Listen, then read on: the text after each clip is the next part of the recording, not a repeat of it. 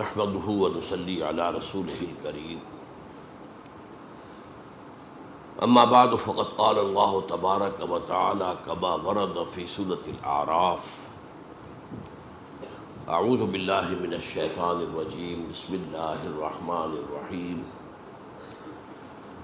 قالوا اوذينا من قبل ان تأتينا ومن بعد ما جئتنا قال عسى ربكم ان يهلك عدوكم ويستخلفكم في الارض فينظر كيف تعملون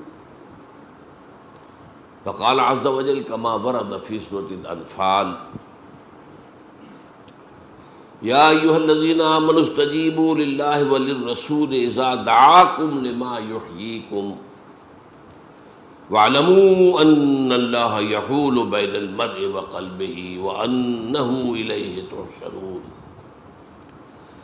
واتقوا فتنة لا تصيبن الذين ظلموا منكم خاصة واعلموا أن الله شديد العقاب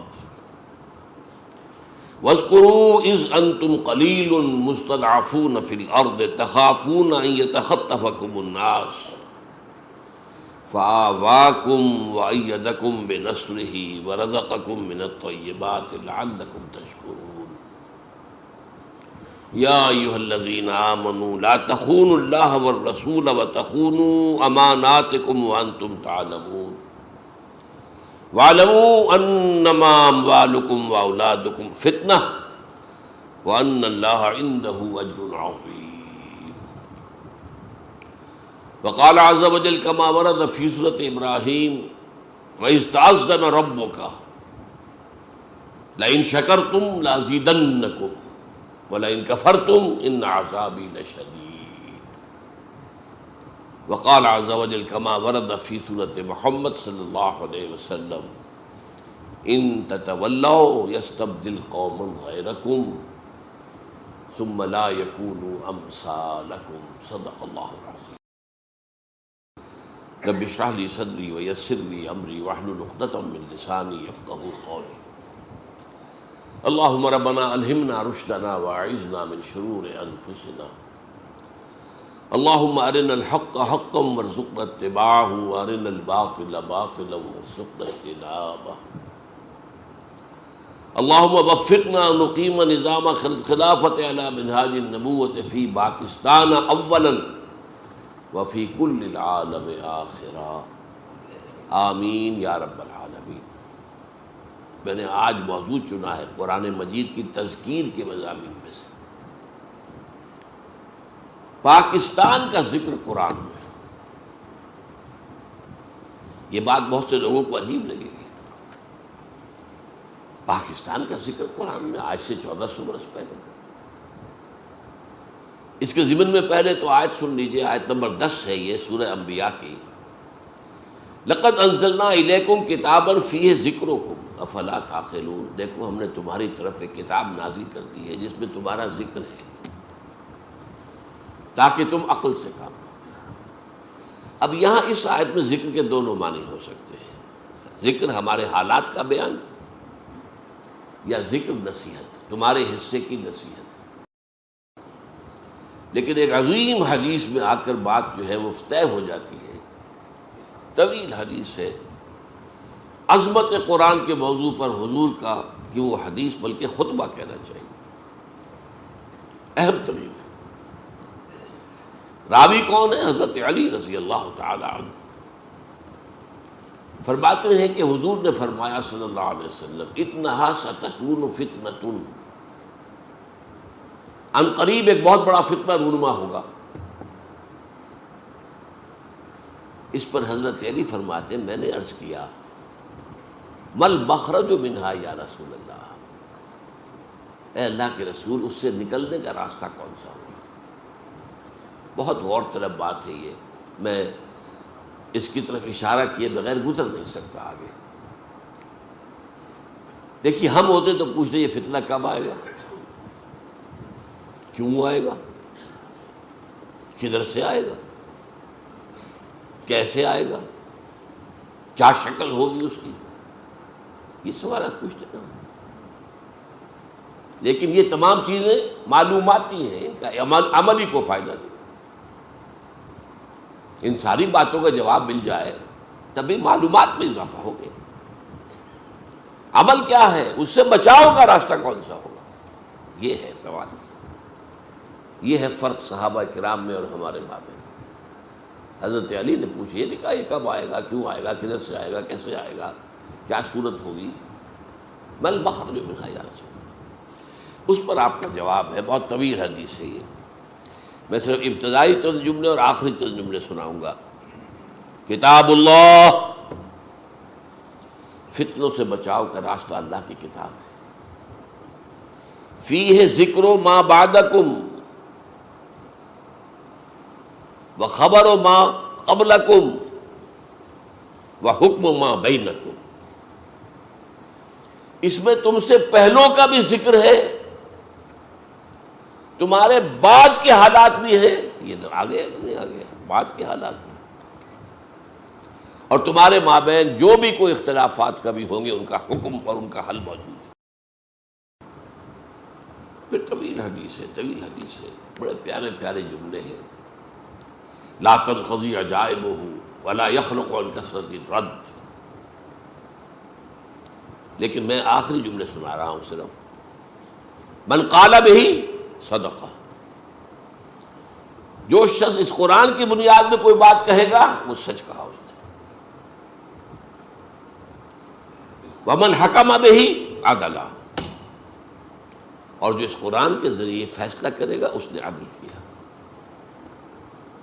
ومن عمل بہ اجر، اور جس نے اس پر عمل کیا اس کو اجر مل کر رہے گا۔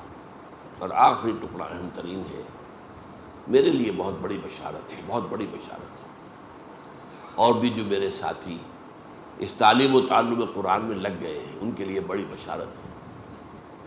وَمَن دَعَا إِلَيْهِ فَقَدْ هُدِيَ إِلَىٰ صِرَاطٍ مُسْتَقِيمٍ، جو اس قرآن کی طرف بلائے گا لوگوں کو اس کی ہدایت ہو گئی سیدھے راستے کی طرف۔ یعنی کسی اور کی ہدایت ہو نہ ہو، کسی کو فائدہ ہو نہ ہو، ابو جہل کو فائدہ نہیں ہوا، ابو لہب کو فائدہ نہیں ہوا، اس سے کوئی حرف حضور پر تو نہیں آتا صلی اللہ علیہ وسلم۔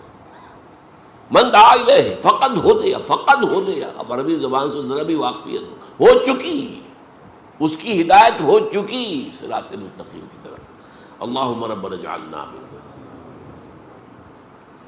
اب دیکھیے سورہ اعراف کی آیت نمبر 129 ہے۔ بنی اسرائیل آپ کو معلوم ہے سخت عذاب میں تھے، فرعونی انہیں جو عذاب دے رہے تھے، اور پھر خاص طور پر جو ایک خواب دیکھا تھا فرعون نے، اس کے بنا پر اسے مشورہ دیا گیا تھا کہ بنی اسرائیل میں جو بیٹا پیدا ہو اسے قتل کر دیا جائے، قتل عام۔ وہ جو اکبر الہٰبادی نے کہا تھا یوں قتل سے بچوں کی وہ بدنام نہ ہوتا، افسوس کہ فرعون کو کالج کی نہ سوجی، کالج بنا دیتا تو قتل ہو گئے ہوتے۔ یہ بھی تو قتل گاہیں ہیں، وہ قتل عام ہو رہا تھا۔ تو بنی اسرائیل نے کہا اے موسیٰ، ہم پر تو آپ کے آنے سے پہلے بھی مصائب تھے اور آپ کے آنے کے بعد بھی، ہماری تقدیر میں تو کوئی فرق واقع نہیں ہوا۔ اس کے جواب میں موسیٰ کا قول نقل ہوا ہے، قال عسیٰ ربکم ان یہلک عدوکم۔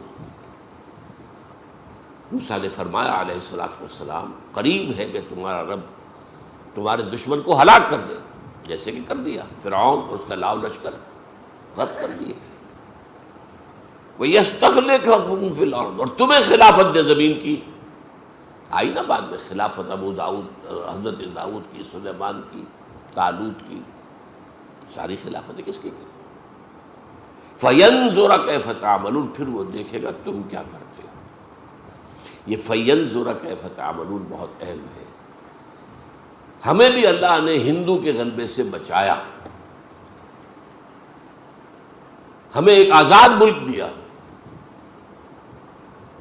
پھر دیکھیں گے تم کرتے کیا، تم اپنے وعدوں میں سچے نکلتے ہو یا جھوٹے، فریبی اور مکار نکلتے ہو یا وعدہ پورا کرنے والے نکلتے ہو۔ یہ گویا کہ ایک امتحان اللہ کی طرف سے۔ ہم 60 برس سے زیادہ ہو گئے، 62 برس اس امتحان میں مبتلا ہیں۔ اور ہر روز جو طلوع ہو رہا ہے ہماری ناکامی اس امتحان میں زیادہ سے زیادہ نمایاں ہو رہی ہے. We have failed utterly. یا ایھا الذین آمنوا استجیبوا للہ وللرسول لما دعاکم لما یحییکم اذا دعاکم لما یحییکم.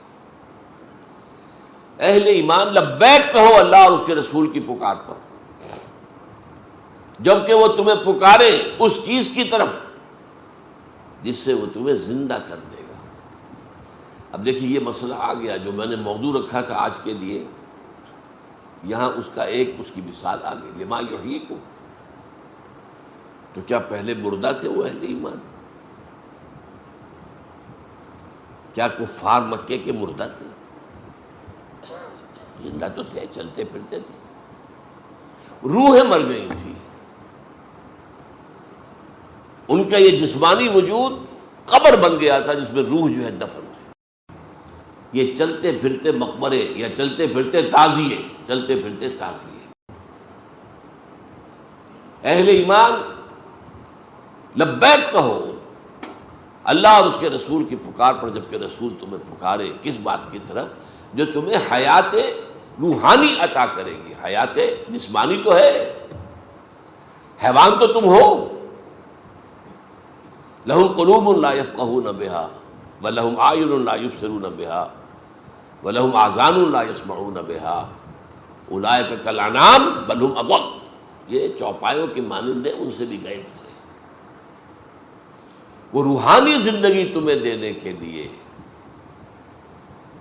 اللہ تعالیٰ نے یہ کتاب اتاری ہے, تمہارے لیے جہاد کا راستہ کھولا ہے, تمہیں اپنی خدمت کا موقع دیا ہے. کیا کتنا پیارا شعر ہے فارسی کا, منت منے ہے کہ خدمت سلطان ہمیں کنی. دیکھو کوئی احسان نہ دھرو کہ تم بادشاہ کی خدمت کر رہے ہو.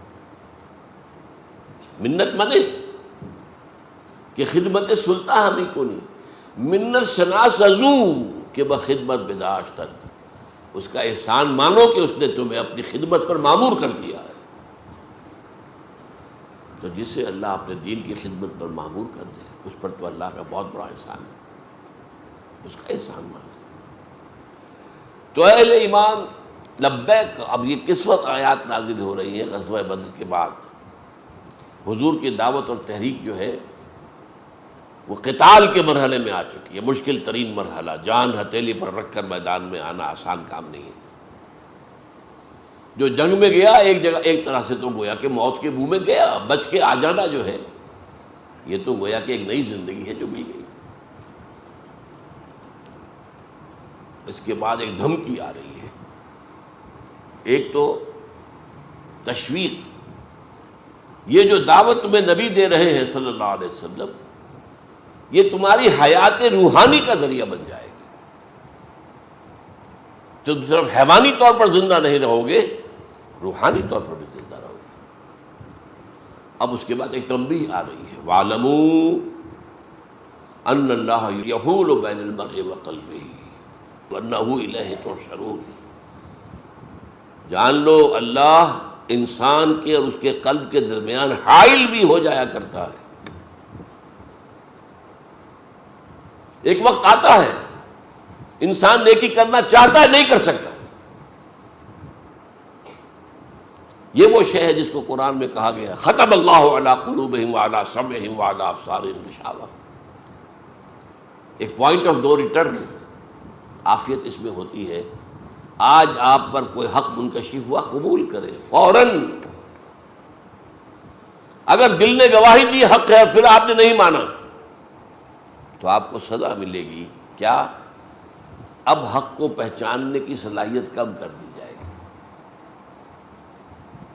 اب زیادہ بڑا سٹیمولس درکار ہوگا تمہیں حرکت میں لانے کے لیے.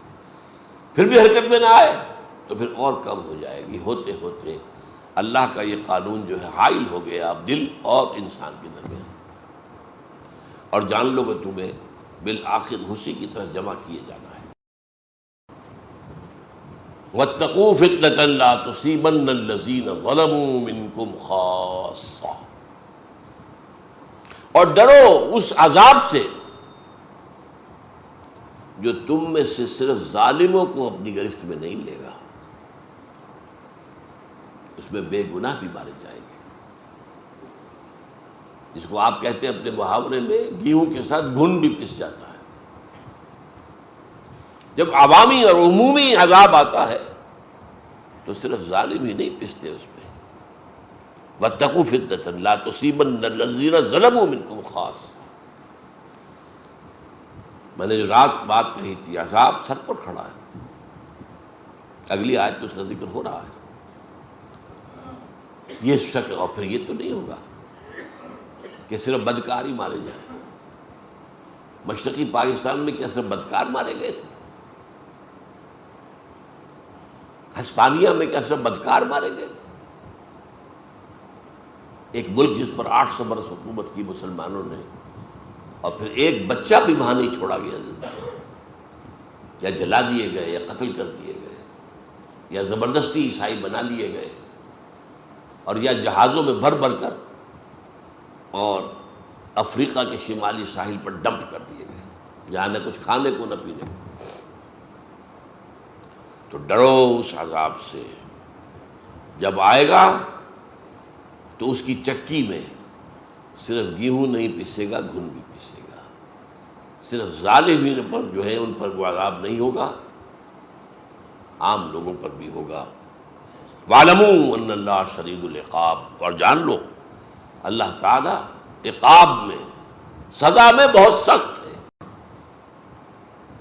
شدید العقاب،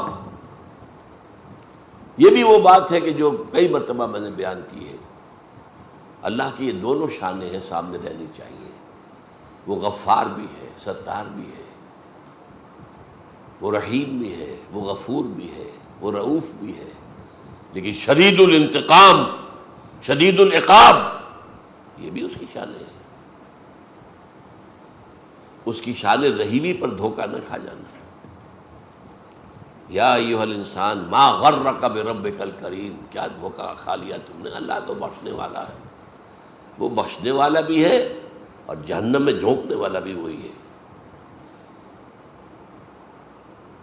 اب آئی وہ آیت جو میں نے رات میں پڑھی تھی، یہ ہے پاکستان کی تاریخ، تحریک پاکستان کی۔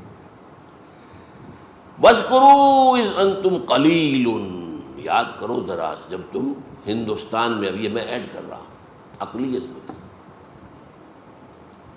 ہندو 4 گنا زیادہ تعلیم یافتہ، سرمایہ دار، انگریز کے قریب۔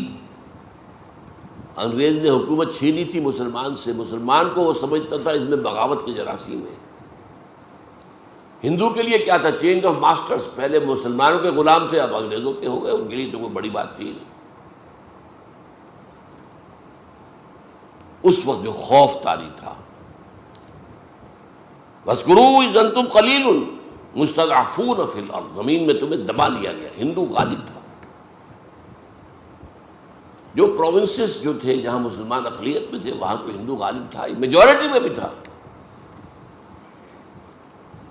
میجورٹی کے صوبے جو ہے مسلمانوں کے، وہاں کے زمینداروں کی زمینیں ہندوؤں کے پاس رہن تھی، اور اگر کوٹا سسٹم نہ ہوتا تو یہاں تو مسلمان کو تعلیم یافتہ ہوتا ہی نہ۔ میڈیکل کالج میں کوئی مسلمان داخل ہو سکتا تھا، انجینئرنگ کالج میں کوئی مسلمان داخل ہو سکتا تھا، وہ تو کوٹا بنا دیا گیا ہے، اتنے % سیٹیں ملیں گی چاہے نمبر کم ہو۔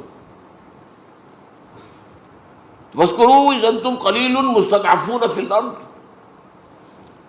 تَخَافُونَ يَتَخَطَّفَكُمُ النَّاسُ، اب یہ تھا مستقبل کا خوف، تمہیں اندیشہ تھا کہ تمہیں لوگ اچک کر لے جائیں گے،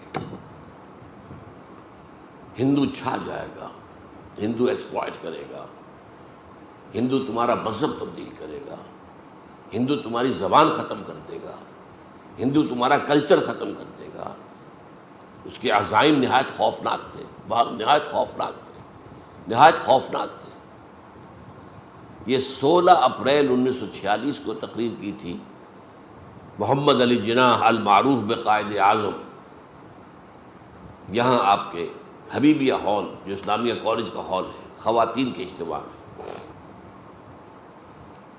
جس میں انہوں نے کہا تھا اگر خدا نہ خواستہ خدا نہ خواستہ خدا نہ خواستہ ہم حصول پاکستان میں ناکام ہو گئے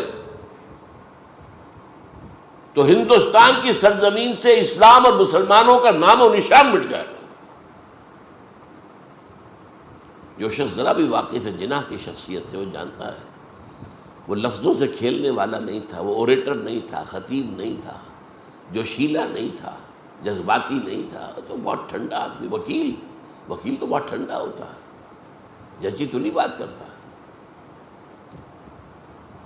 تو تخافون ان یتخطفکم الناس فآواکم، تو اللہ نے تمہیں پناہ دی۔ ہندوستان کے مشرق اور مغرب میں دو ملک عطا کر دیے، آؤ۔ کم سے کم اس وقت کے ہندوستان میں جو مسلمان تھے ان میں سے 2/3 کو ہندو کے غلبے سے بچا لیا۔ 10 کروڑ کل آبادی تھی ہندوستان میں مسلمانوں کی اس وقت، اس میں سے 6.5 کروڑ یہ مشرقی پاکستان مغربی پاکستان میں آ رہے ہیں، ہندوستان میں رہ گئے 3-3.5 کروڑ، تو کم سے کم یہ تو بچ گئے نا۔ تو ان حالات میں اللہ اپنا احسان گنوا رہا ہے، فآواکم، تمہیں اللہ نے پناہ دی، وَأَيَّدَكُمْ بِنَصْرِهِ، اپنی تائید سے تمہاری نصرت خصوصی فرمائی، وَرَزَقَكُم مِّنَ الطَّيِّبَاتِ، اور کتنی خوشحالی پاکستان کے اولین دور میں آئی ہے، وہ بھی یاد کچھ ہوگی کسی کو، لَعَلَّكُمْ تَشْكُرُونَ، تاکہ تم شکر کرو۔ اگر تم ان نعمتوں کا حق ادا کرو گے ہم اور دیں گے اور دیں گے اور دیں گے۔ میں نے وہ اگلی آیت کون سی پڑھی؟ سورہ ابراہیم کی علیہ الصلوۃ والسلام، وَإِسْتَأْذَنَ رَبُّكُمْ، جبکہ تمہارے رب نے اعلان کر دیا تھا، لَإِن شَكَرْتُمْ لَأَزِيدَنَّكُمْ وَلَئِن كَفَرْتُمْ إِنَّ عَذَابِي لَشَدِيدٌ، اگر تم ہمارے انعامات پر شکر کرو گے، ان کا حق ادا کرو گے، ان نعمتوں کا حق ادا کرو گے، یہ آزادی ہم نے تمہیں دی تھی اس کا حق ادا کرو گے، تاکہ اس آزادی کو اللہ کے قدموں میں ڈال دو، اے اللہ ہم تیرے غلام ہیں۔ ہماری آزادی وہ نہیں ہے، مادر پدر آزادی نہیں ہے، ہم آزاد ہونا چاہتے تھے ہندو اور انگریز سے، تاکہ تیرے بندے بنے، تیرا دین قائم کرے۔ اگر یہ ہم کرتے لَأَزِيدَنَّكُمْ، میں اس آیت کی روح سے لازم سمجھتا ہوں کہ پاکستان بھارت کے اور علاقے فتح کرتا، کم سے کم کشمیر کا تو سوال ہی پیدا نہیں ہوتا، جانے دیتا، لیکن ہم نے پہلے روز سے ناشکری کی، اللہ کے دین کی طرف قدم نہیں بڑھایا۔ میں اس میں نہیں جانا چاہتا کون ذمہ دار ہے، پوری قوم ذمہ دار ہے، البتہ مختلف افراد کی اپنی اپنی جگہ اہمیت ہوتی ہے، اس کے اعتبار سے کسی کی ذمہ داری زیادہ ہے، کسی کی کم ہے، لیکن لعلکم تشکرون نہیں کرو گے تو عذاب۔ اللہ نے 25 برس قمری اعتبار سے 25 برس مہلت دی، پھر عذاب کا پہلا کوڑا پڑا مشرقی پاکستان، 93,000 ہمارے قیدی ہندو کے ہاتھ، کتنا اسلحہ، کتنے ہمارے جہاز، کتنے ہمارے ٹینک ہندو کے پاس گئے۔ ہمارا مورال زمین پر پاتال میں، ہندو کا مورال آسمان۔ زیادہ سے زیادہ 6 دن کی مار تھا مغرب پاکستان بھارت کے لیے، اب وہ تو اللہ کی مرضی تھی، نکسن کے دل میں بات ڈالی۔ حدیث میں آیا ہے تمام انسانوں کے دل اللہ کی 2 انگلیوں کے مابین ہے، جدھر چاہتا پھیر دیتا ہے۔ نکسن، اندرا گاندھی مرتے دم تک شکایت کرتی رہی، pro Pakistan tilt of Nixon administration. اس نے کوسیجن سے بات کی ہاٹ لائن پر، بند کرواؤ جنگ، اور کوسیجن نے حکم دیا اندرا گاندھی کو، یونیلیٹرل سیز فائر، یک طرفہ جنگ بندی بھارت نے اعلان کیا، ورنہ ہمارا سیالکوٹ سیکٹر ٹوٹ چکا تھا، بڑھ رہا تھا بھارت، راجستھان سیکٹر ٹوٹ چکا تھا، بھارت تیزی سے بڑھ رہا تھا۔ لے دے کے جنرل ٹکا خان موجود تھے صرف، اور یہ سلیمان کی میں ٹاسک فورس لے کر بیٹھے ہوئے تھے، صرف ایئر فورس ہماری پیرالائز کر دی تھی بھارت نے۔ جبکہ 1965 کی جنگ ہم نے ایئر فورس کی وجہ سے جیتی تھی، لیکن 71 میں آ کر روس نے ان سے ایسے ہیلی کاپٹر دے دیے تھے جن کے اندر کہ وہ ایواکس لگے ہوئے تھے، ذرا سا بھی ہمارا جہاز حرکت کرتا تھا انہیں پتہ چل جاتا تھا. اور ہماری بیچاری کیا، ہماری نیوی ہے ہی کیا، بھارت کے مقابلے تو کوئی حیثیت ہے ہی نہیں اس کی. ہماری بیچاری نیوی اس کو آ کر وہ کیماڑی میں مار کر گئے ہیں، یہ بھی یاد ہے کہ نہیں؟ بہرحال یہ پہلا کوڑا تھا کہ دوسرا اور بڑا کوڑا تنا ہوا ہے. یہ دوسری بات ہے، معجزہ ہو جائے، اللہ اس قوم کے دلوں کو بدل دے، جس میں توبہ، حقیقی توبہ پیدا ہو جائے، اللہ کی طرف رجوع پیدا ہو جائے، خشوع اور خضوع ہو جائے، ایک عوامی سطح پر عزم مصمم پیدا ہو جائے، اسلام کے لیے جینا ہے، اسلام کے لیے مرنا ہے، اور تن من دھن اسلام پر نچھاور کر دینا ہے. کوئی عجب نہیں، قوم یونس پر بھی عذاب کے آثار آ چکے تھے، اس کے بعد توبہ کی قوم نے تو اللہ نے عذاب واپس لے لیا. یہ ایک ہی مرتبہ تاریخ میں ہوا ہے، اس کا بھی ایک خاص سبب تھا، وہ میں بیان نہیں کر سکتا اس وقت. آگے چلیے، کس قدر پیارے الفاظ ہیں یہ. یا ایھا الذین آمنوا لا تخونوا اللہ والرسول، دیکھو اے مسلمانوں، اللہ اور اس کے رسول سے خیانت مت کرو. یہ امانت ہے اللہ اور اس کے رسول کی تمہارے پاس. تم نے دعائیں مانگ مانگ کر یہ ملک لیا تھا، اب اس کے اندر اپنی منمانی چلاؤ گے بجائے اللہ کے حکم کے، اپنی قانون سازی کرو گے بجائے شریعت کی تنفیذ کے. اس سے بڑی خیانت کیا ہوگی؟ یا ایھا الذین آمنوا لا تخونوا اللہ والرسول وتخونوا اماناتکم، آپس میں بھی ایک دوسرے کی امانتوں میں خیانت نہ کرو. سب سے بڑی جو ہے امانت وہ یہ پاکستان ہے تمہارے پاس اللہ کا. وانتم تعلمون، جانتے بوجھتے ایسا نہ کرو. واعلموا انما اموالکم واولادکم فتنہ، اور جان لو تمہارے مال اور اولاد فتنہ ہے. یہ تمہیں دنیا ہی میں مگن رکھتے ہیں. کافر کی یہ پہچان کہ آفاق میں گم ہے، فکر معاش ہے، اولاد کی تعلیم بہتر سے بہتر ہو جائے، 10,000 20,000 فیس دینی پڑے کوئی بات نہیں، کہیں سے لے لیں گے، ڈاکہ مار لیں گے، رشوتیں لے لیں گے، غبن کر لیں گے.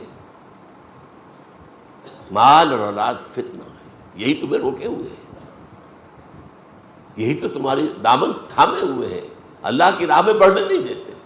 مال، ایک بیڑی یہ پاؤں پہ پڑی ہوئی ہے مال کی، اور دوسری بیڑی جو ہے وہ اولاد کی ہے. وَاعْلَمُوا أَنَّمَا أَمْوَالُكُمْ وَأَوْلَادُكُمْ فِتْنَةٌ، ان بیڑیوں سے اپنے آپ کو آزاد کراؤ، ہتھ کڑیوں سے اپنے آپ کو آزاد کراؤ. ٹھیک ہے، ان کا حق ایک حد تک، مناسب حد تک ادا کرو، انہی کے نہ ہو کر رہ جاؤ. وَاعْلَمُوا أَنَّمَا أَمْوَالُكُمْ وَأَوْلَادُكُمْ فِتْنَةٌ وَاللَّهُ عِندَهُ أَجْرٌ عَظِيمٌ، اور دیکھ لو اجر تو اللہ ہی کے پاس ہے. اولاد تمہیں کیا اجر دے دے گی؟ تم نے اپنے آپ کو کھپا دیا اولاد میں، پوری جسم و جان کی قوتیں پیسہ کمانے پر پیسہ لگا دیا اولاد پر، اور یا مکانوں پر اور بلڈنگوں پر. ان میں سے کون سی چیز ہے جو تمہیں کو بدلہ دے سکے گی؟ یہی اولاد جوان ہو کر سینہ تان کر کھڑی ہو جاتی ہے. نہیں جی، آپ تو دقیانوسی آدمی ہیں، آپ تو پرانے دور کے آدمی ہیں، میں آپ کی بات نہیں مان سکتا. اس وقت سینے پر سانپ لوٹتا ہے، یہ میرا بیٹا بول رہا، یہ وہ ہے جسے میں سمجھا تھا یہ میں ہی ہوں، یہ میرے وجود کا تسلسل ہے، اور یہ آج اس طرح کھڑے ہو کر سینہ تان کر اور مجھ سے بات کر رہا. باقی تو آپ کو معلوم ہے، والدین کو قتل بھی کر دیتے ہیں جائیداد کے لیے، کوئی جھگڑے کے لیے، کوئی اور ہو گیا. یہ سارا کچھ ہو رہا ہے کہ نہیں؟ اس کے بعد پھر میں نے وہ آیت پڑھی تھی سورہ ابراہیم کی، جو اس میں پہلے پڑھ چکا ہوں. اللہ کا قانون یہ ہے، وہ کسی پر نعمت دیتا ہے تو اگر اس کا حق ادا کرے تو اور دیتا ہے اور دیتا ہے اور دیتا ہے، اور اگر کفران نعمت کرے، کفران نعمت، تو میرا عذاب بھی شدید ہے۔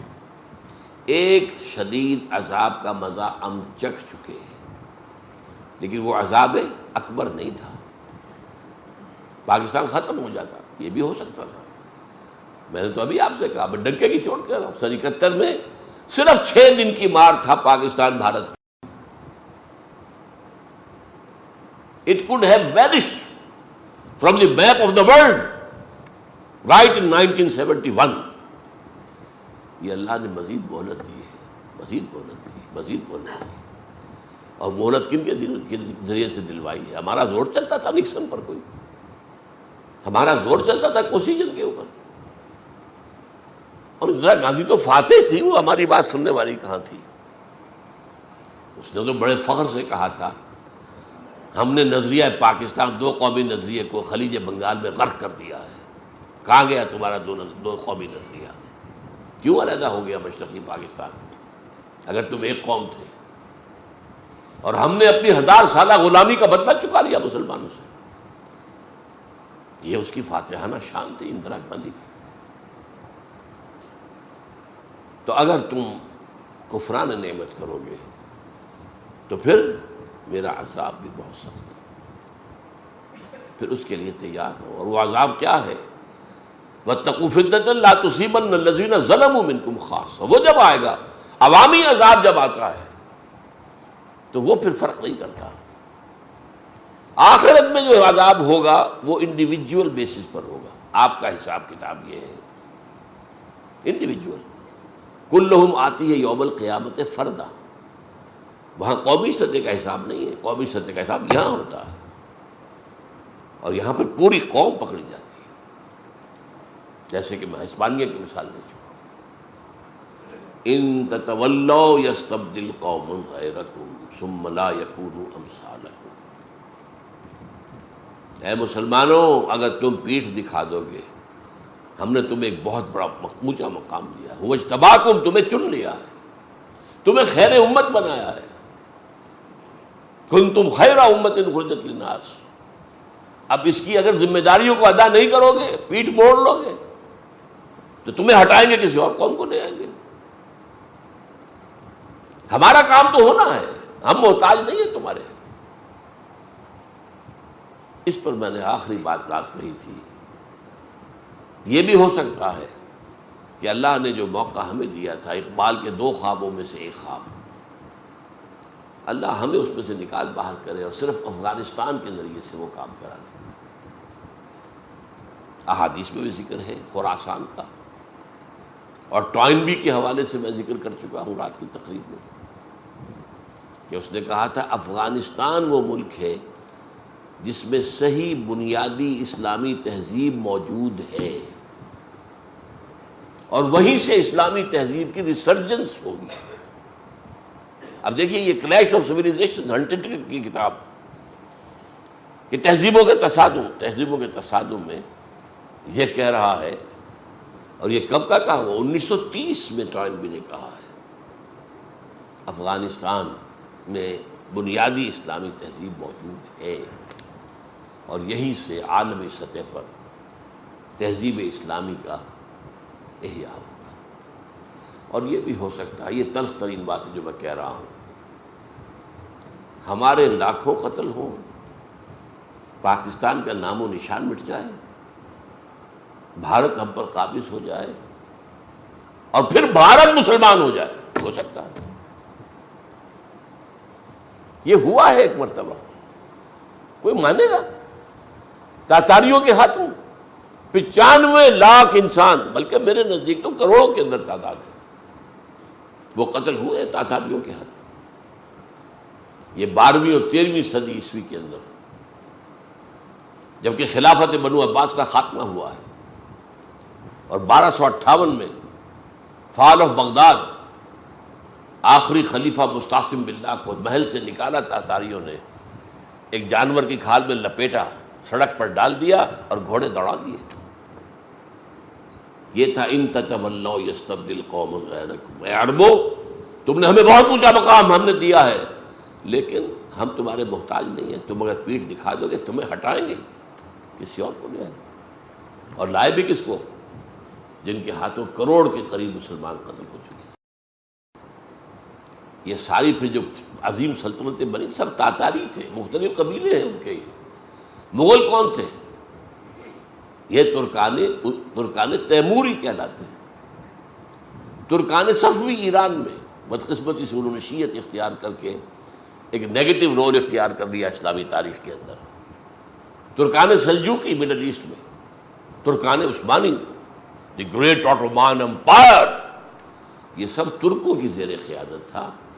عرب اٹھا کر پھینک دیے گئے، اب تم قیادت سے معزول، اب یہ قیادت جو ہے ان ترکوں کے ہاتھ میں۔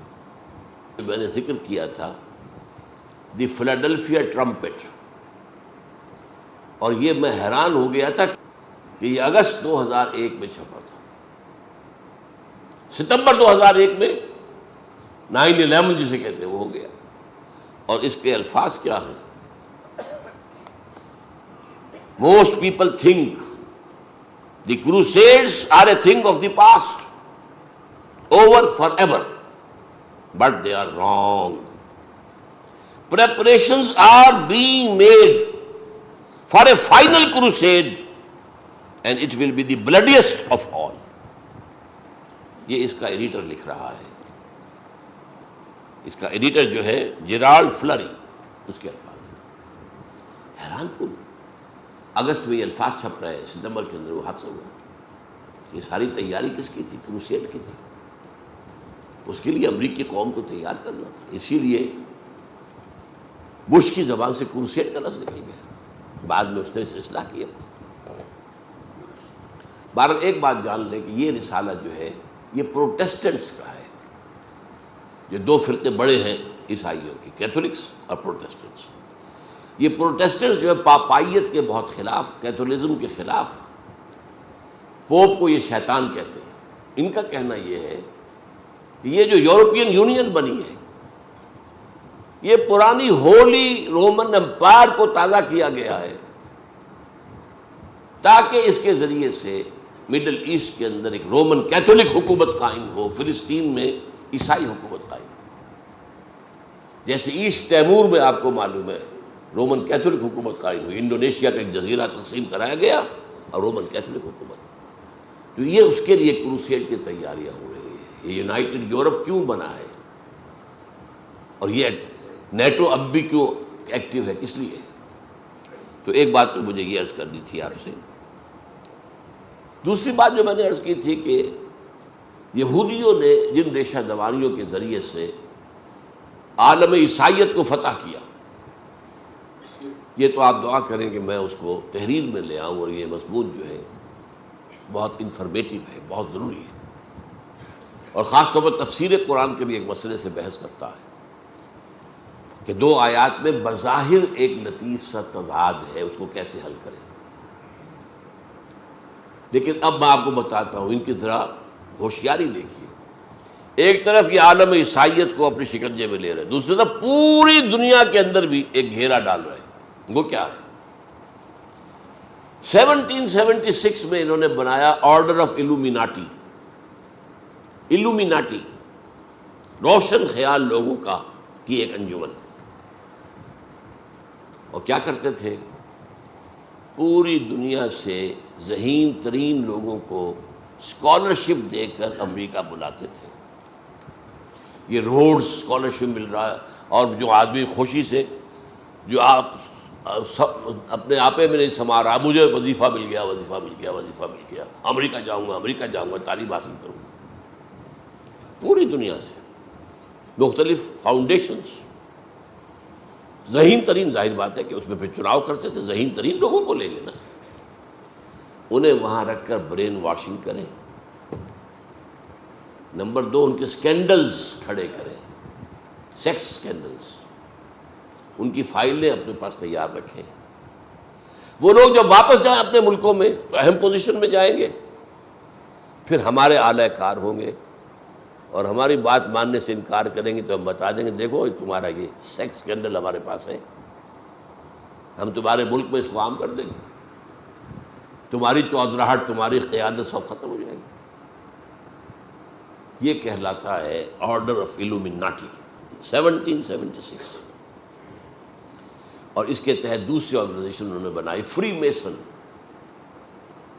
اس کے تحت بھی ذہین لوگوں کو، ایلیٹ طبقہ جو ہے تمام ممالک میں انہیں فری میسن کے اندر لا کر، اور وہ یہودیت کے اعلی کار بنے۔ مصطفیٰ کمال سب سے بڑا فری میسن تھا جس نے خلافت کا خاتمہ کیا۔ چاک کر دی ترک ناداں نے خلافت کی قبا، سادگی اپنوں کی دیکھ اوروں کی عیاری بھی دیکھ۔ یہ یہودیوں نے خلافت ختم کروائی۔ کیوں؟ سلطان عبد الحمید خان سے انہوں نے کہا تھا آپ ہمیں فلسطین میں آباد ہونے کا حق دے دیں، آپ کے سارے قرضے ہم معاف کر دیں گے، سارے چیزیں یہ ہو جائیں گی۔ اس نے انکار کر دیا۔ میں رات بتا چکا ہوں۔ حضرت عمر نے عہد کیا تھا، جب عیسائیوں نے ہینڈ اوور کیا ہے بیت المقدس حضرت عمر کو رضی اللہ تعالیٰ عنہ، اس معاہدے میں یہ طے ہوا تھا کہ یہاں پر یہودیوں کو آپ آباد نہیں ہونے دیں گے۔ یہ تو حضرت عمر نے رعایت کی تھی کہ یہودی یہاں آ سکتے ہیں، آئیں اپنے مقامات مقدس وہاں کی زیارت کریں، ویلنگ وال پر آئیں، عبادت کریں، روئیں دھوئیں اور پھر جائیں واپس۔ آباد نہیں ہو سکتے، گھر نہیں خرید سکتے، کوئی کھیت نہیں خرید سکتے، کوئی دکان نہیں خرید سکتے۔ اچھا، آج اخبار میں دیکھا ایک بہت بڑی غلطی ہے، مسجد اقصیٰ نیچے لکھا ہوا، اوپر جو ہے ڈوم آف دی راک کی تصویر ہے۔ پتہ ہی نہیں لوگوں کو مسجد اقصیٰ اور ڈوم آف دی راک میں فرق کیا۔ یہ جان لیجئے جیسے ہمارے ہاں ایک بڑی خوبصورت قابل دید جگہ ہے ڈوسائی پلین، یہ کوہستان کے علاقے میں، جس کردو اور کوہستان ادھر سے گلگت کے درمیان یہ علاقہ آتا ہے۔ 14,000 فٹ کی بلندی پر اوپر جا کر ایک میدان ہے بہت بڑا، نہایت خوبصورت، نہایت خوبصورت، ہر طرف پھول ہی پھول، رنگا رنگ۔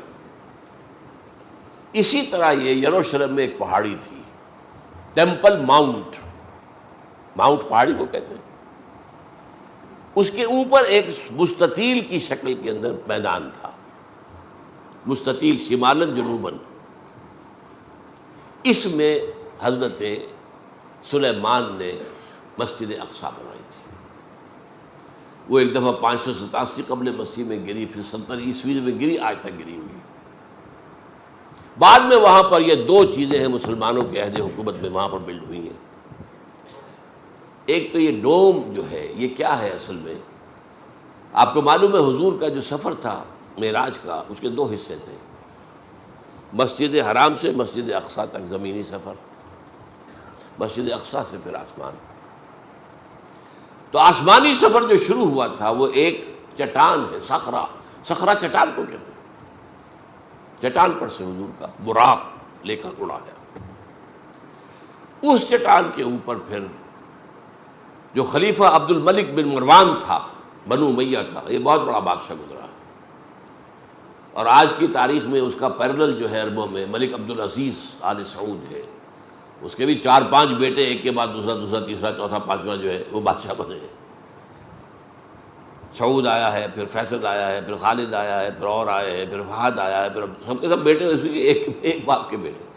اسی طرح یہ جو ہے عبد الملک بن مروان کے بھی 4-5 بیٹے جو ہے خلیفہ بنے ہیں بنو امیہ کے۔ اس نے یہ ڈوم بنا دیا ہے، اور اس کے اوپر جو ہے سونے کی پتلی چڑھی ہوئی ہے۔ یہ آج سے کوئی 30-40 سال پہلے شاہ حسین جو تھا شرق اردن کا، اس نے اس پر یہ سونے کی پتلی چڑھائی ہے۔ اب مجھے یاد نہیں ہے 30 من یا 30 ٹن سونا اس میں لگا ہے۔ اور اسرائیل کے اخبارات نے لکھا تھا یہ سونا ہمارے کام آئے گا جب ہم اسے ڈیمولش کر کے اور اپنا ٹیمپل بنائیں گے، تو یہ سونا ہمارے کام آئے گا۔ یہ آج بھی مجھے یاد ہے، آج بھی یاد ہے۔ بہرحال مسجد اقصیٰ اس کے جنوب میں ہے۔ یہ جو تصویر ہے، جو بڑا ڈوم ہے ادھر، یہ شمال کی جانب مستطیل کے، یہ ہے ڈوم آف دی راک، یہ مسجد اقصیٰ نہیں ہے۔ البتہ جنوب کی جانب چھوٹا ایک نظر آ رہا ڈوم، یہ ہے مسجد اقصیٰ۔ تو ان دونوں میں جو ہے وہ بھی فرق جو ہے کرنا چاہیے۔ اقول قولی ھذا واستغفر اللہ لی ولکم ولسائر المسلمین والمسلمات۔